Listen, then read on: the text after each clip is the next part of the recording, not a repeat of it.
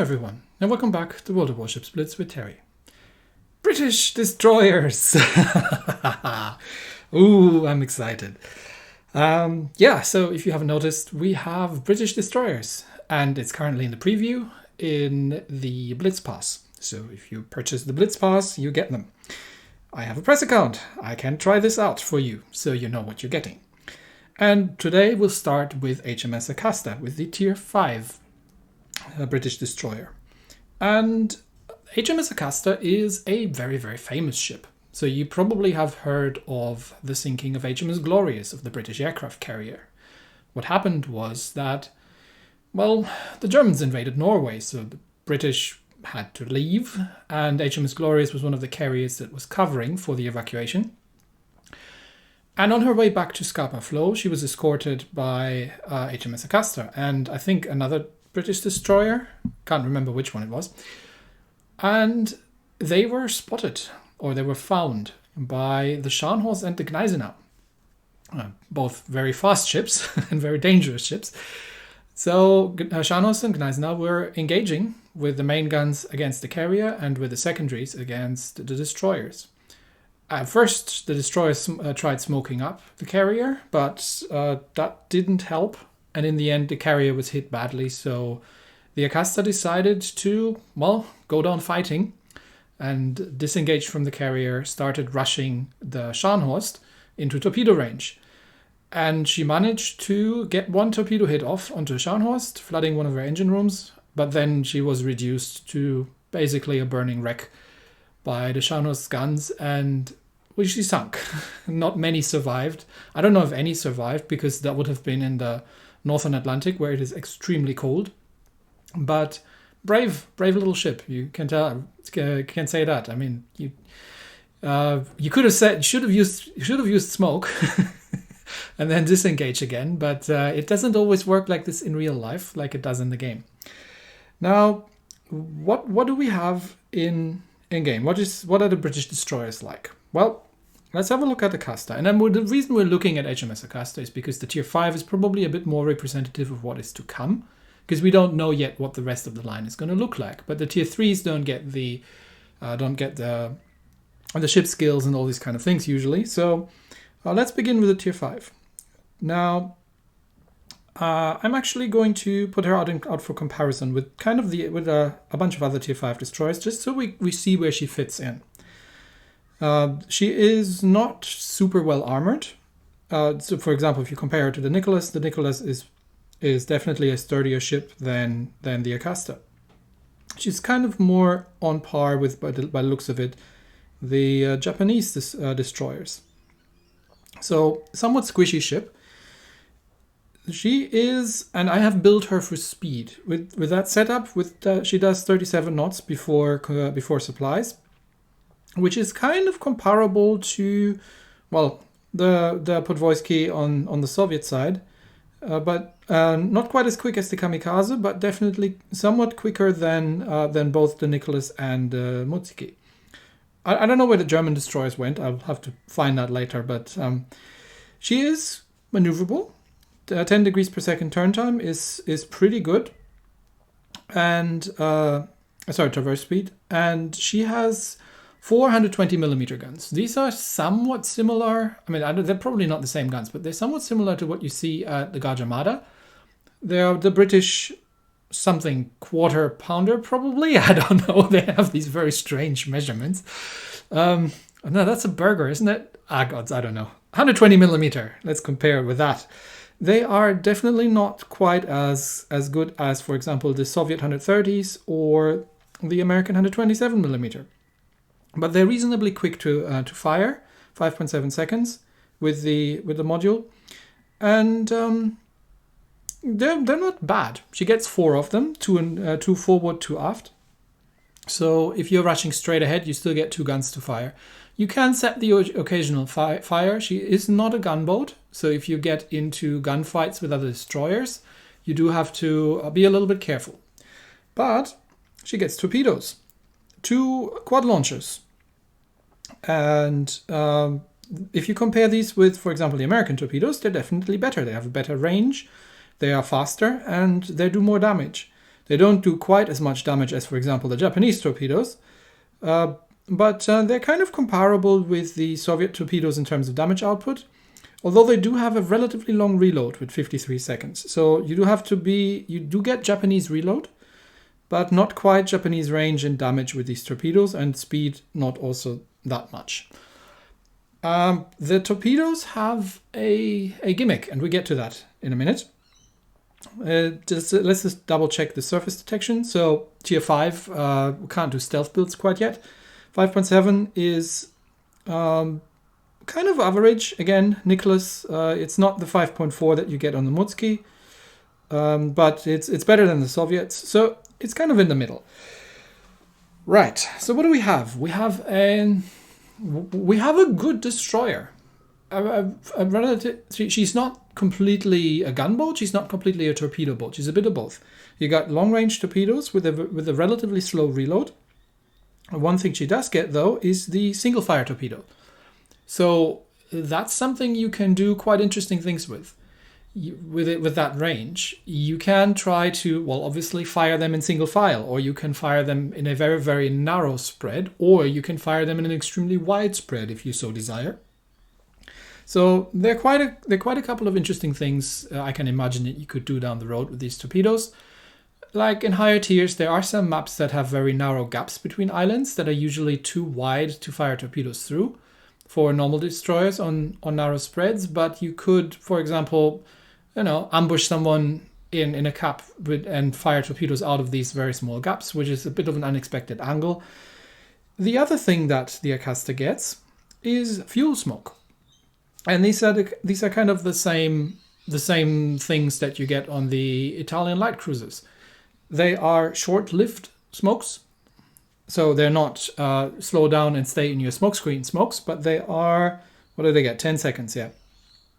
So they don't last long, but you can use them at full speed, which is very useful. So the technique kind of is similar to what you would do, well, with a very, very light Italian cruiser if you wanted to do a torpedo rush, which you don't want to do in an Italian cruiser because they don't have many torpedoes, but these things do. So this is either a get-out-of-jail-free card when you're in trouble and you just need to become invisible for 10 seconds in order to disengage or turn away or get out of dodge, or they can be used aggressively, similar to what you would do in an American destroyer, that you rush a ship. Now, in combination with the 7.2 kilometer range on the torpedoes, this makes this ship very versatile, because you can stealth torp like you can in a Japanese ship. You can't do that in the Americans or the Soviets at tier 5, but you can stealth torp in this thing like you can do in the Japanese ones. You can, with the guns, win the occasional gunfight if you know what you're doing. And you can also aggressively rush ships and torpedo them from close range using the fuel smoke. So that's making her quite a fun ship to play and quite a versatile ship to play, because you do get all these options depending on what the current situation requires. So equipment-wise, I've got the main battery mod 2 in here. She does have a somewhat slow torpedo traverse, because if you need to fire the torpedoes on the other side, it does take a little bit of time to get around. So that would be a viable option. Turret traverse as well. But I decided, given that the caliber is slightly on the low side and I only have 4 guns, I do need to try to compensate a little bit for situations where you do need to get yourself into a gunfight. The acceleration is excellent on these ships, and I'm still fitting the propulsion mod in, which makes them extremely good at accelerating, stopping. So it's not like the Soviet ships that take a while to get up to speed, but then become very fast. This thing has great engines. She gets up to speed very quickly, and with the propulsion mod in slot 3, she becomes actually a very, very quick ship. I have put a commander in here. We don't know yet what the line down the road is going to get in terms of ship skills. So we do know that the fuel smokes are a thing. So Mistweaver may or may not, depending on your preference, be good. I mean, it doesn't give you much for the fuel smokes because they only last for 10 seconds. So the whole smoke duration thing, you get, 1.5 seconds extra So that's not necessarily a huge thing. But if the premium British destroyers are anything to go by, we might see higher tiers with having a very significant amount of fuel smokes. And that's where the smoke generator cooldown comes in. Because if you can reduce that by a third using the Mistweaver skill, you can use your fuel smokes much more frequently, which is a great thing to be able to do. So that's probably a good skill to have up the road. Other than that, I don't know. So I just put some standard destroyer builds in here, nothing special. We'll have to wait for the full line to come out to see what the higher tier British destroyers are getting as their second skill, and then see if there's anything in here that you need to take into account. So if you're putting a captain onto the line, I would recommend not to go too far ahead, because it can be really annoying if you got a captain up to level 7 or 8 and then you find out that you actually want to have an extra sonar. And then you need to pay gold or free XP to reset them. So maybe just don't push them too far yet, unless you really want to get the Mistweaver already. Otherwise, I would just wait for the line to eventually come out. We also don't get historical camos on here, but the Seaborne Assault is obviously a good choice, given that she is a bit on the squishy side, and she is also not the most stealthy ship. So having the Seaborne Assault is a pretty good choice. Right, so let's have a very, very quick look at the tier 3, because that's probably the one you're going to see first if you're going through the Blitz Pass. I haven't really checked at which point they actually come in. Oh, okay, no, never mind. They don't come in late. So the Acasta is actually the first one that you get just for purchasing the Blitz Pass, and the Valkyrie probably comes in later if you don't purchase it at some point. Yeah, there she is. So at level 46 you get the tier 3 one. I haven't checked the ship out in detail, but I would expect that she gets she also gets the single fire torps. And she also gets a fuel smoke, which at tier 3 is relatively uncommon, because you don't usually get the ship skills at tier 3. But I think in return, she only gets a very small amount of... she only gets gets 4 torpedoes with the capability of stealth torping, but obviously not a huge torpedo loadout. But she does get the 2 fuel smokes at tier 3. So that's something. Anyway, back to the Acasta. So, right. Let's play a battle. We are playing Aurora and base capture. 3 battleships on the enemy team. Julio Cesare, we might need to watch out a little bit for. And 2 cruisers. But, well, let's see what we can pull off. Again, we're quite a quick destroyer, so we should be able to get some scouting done, especially if we get some backup. I'm probably going to head over on the right flank and see what we can find there. Okay, switch over to the armor piercing. Even though they're just 120s, if I'm fighting enemy destroyers at this tier, I can usually do a decent amount of damage against them with them. So, yeah, let's do this. Forward we go. Now, you can fire the torpedoes in the standard widespread, and that just fires the 2 launchers. Or you can fire them in single spread, which means that every time you press fire, you only fire a single torpedo. If you've ever played the British light cruisers, you'll be used to that sort of thing. And one thing that you need to be aware of is that if you don't fire all the torpedoes, your launcher is not going to start reloading. So don't leave one behind. Always fire all of them. It's an easy mistake to make. And then you're wondering why your torps aren't reloaded. Okay, let's see if we can spot something. I don't think we can necessarily outspot everything here, but we should be pretty on pretty equal footing. Okay, there's the Itzislav. Yeah, and we're both spotted. So I'm just going to open up at the Itzislav, and but he is straight running into an Italian light cruiser, which is a very, very bad idea, because this Itzislav is very, very dead at this point. The Raimondo can take care of him. I'm just going to dodge his torps. And yeah, no, I'm not going to sail into those. Okay, Raimondo kills him. So there goes our first kill. There's a Karlsruhe. That's not something I want to deal with. And I'm taking some incoming fire. Okay, let's make sure the Karlsruhe doesn't get anywhere forward. So I'm just dropping some random torpedoes in his general direction. That should prevent him from rushing any of our battleships. And it looks like, yeah, the Agincourt there has dodged his torpedoes. And there's the Julio Cesare. Okay, I'm unspotted. He's probably shooting at the Raimondo behind me. So I'm gonna. Okay, the Karlsruhe has not gone any further towards our cap. And I just have to wait for the torpedoes to reload. See, this is the problem. The torps take a while to reload. So I'm gonna have to wait. Excuse me, Mr. Cesare, I'll be right with you. Your call is very important to us. Okay, I'm spotted. That's fine, I'll just rush this guy. So he stopped shooting at my cruiser behind me. And now I'm gonna go rush because my torpedoes should be reloaded. I'm gonna pop the fuel smoke and just leisurely pass by him. He can't see me. Well, now he can, but now he shouldn't. Now he can't. Okay. And there we go. Boink, boink, boink. 8 torpedo hits. Okay. No flood. So now the torpedoes are on reload. The chaser is still alive, so we're gonna have to get out of here. And just keep an eye on the enemy team over there, just to make sure that I'm not taking fire from anywhere else. But this is why I have the speed built, so I can get in and out of trouble, because I'm doing over 38 knots, which is a very respectable speed, and at some point I can just stop firing the guns and get back into stealth if I need to. Okay, there's a Britannia as well.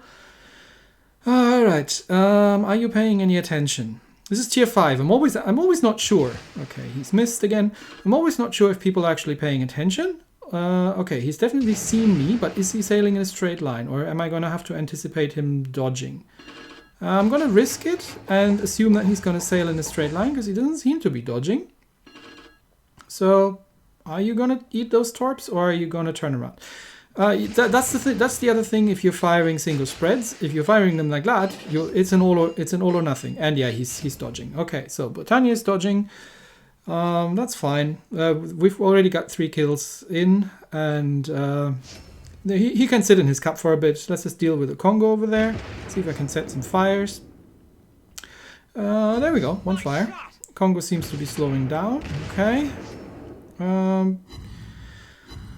Alright, am I going to waste my torpedo? 10 seconds on the reload. Am I going to waste my torpedoes on the Congo? He's on relatively low health, and he's probably under fire by pretty much everyone. So maybe I'll just use my fuel smoke to turn around and... okay, yeah, I will do that. Turn around. I'm not going to waste a torp. Maybe 1 torp. Yeah, I don't know. He should be pretty much dead. Just in case, let's send 1 torp his way, maybe 2. And now, again, like I said, no, my torp launchers aren't reloading quite yet, so I do have to fire the other 6. And there's Julio Cesare, so he seems to be trying to rush our cap, so I'm just going to drop some torps in his wake. Just make sure I'm dodging his shots. Okay. Splashy splash. Is he going to take those? I think he will take those, because I don't think he's going to be able to dodge those. Yep, that's 5 torpedo hits, and he's dead. Wyoming takes him out. Alright, a bit of a ruffle stomp, really. But do we have time to do something about that Britannia over there? Probably not, because my torpedoes are on... Yeah, he's already shown that he knows how to dodge torpedoes. My torpedoes are still on reload, so I don't think I'm actually going to have time to do something. I'm just going to use the guns and scare him a little bit so he doesn't kill the cruiser over there. But I don't think my torpedoes will have actually time to get there. Okay, that's a fire on him. You've lost. You're the last ship alive. You really don't need to waste the 1,000 silver to use a damage control on a single fire. There's no point at all. Yeah, 10 seconds. I don't have time to get the torps in anymore. But anyway, we might as well. if I had another 20 seconds or so, I would have gotten them with the torpedoes still. Because again, using the fuel smoke, you can just pass by them, and they can't do very much about it because they can't see you. Very nice get out of jail free card. Well done at Wyoming. He was directing the battle quite a bit, calling out priority targets and defending back in the cap. So very good, very well done. A good battleship player there, and allowing us to run wild in the enemy cap, preventing the enemy the enemy team from linking up, which means they could our team could defeat them piecemeal. And yeah, we've pretty much done them in. So that's the Acasta, and that's the British destroyer line. I like them so far. Not the most sturdy ships. A little bit on the squishy side. Not the greatest gunboats out there, but very nice and versatile general purpose ships. I like the fuel smoke idea, to just generally be able to quickly smoke up whenever you need to, rather than you only have 2 or 3 smokes that you can use per battle, and then once you've set them, you got to make good use of them. Whereas the fuel smokes, you have more of them, so you can use them a bit more frequently. Anyway, like that's for example what I'm remembering from the Cossack, from the Tier 8 premium. But yeah, I'm excited about it. It looks like a fun line to play. And do you absolutely need to spend money for the Blitz Pass to get the Acasta? It's up to you, really. I mean, you don't just get the Acasta out of the Blitz Pass. You get a whole bunch of resources and all other kinds of things. But this is a tech tree ship, right? So if you can wait a couple of weeks, I would probably say next month. So I would assume October. Usually once the Blitz Pass is out. So probably October, you'll be getting them. You'll be able to unlock them anyway. So it's up to you if you want to do that. But remember, it's not a premium, it's a tech tree ship, so it's a preview. Anyway, that's it from me today. Thanks, everybody, and I'll see you next time. Bye.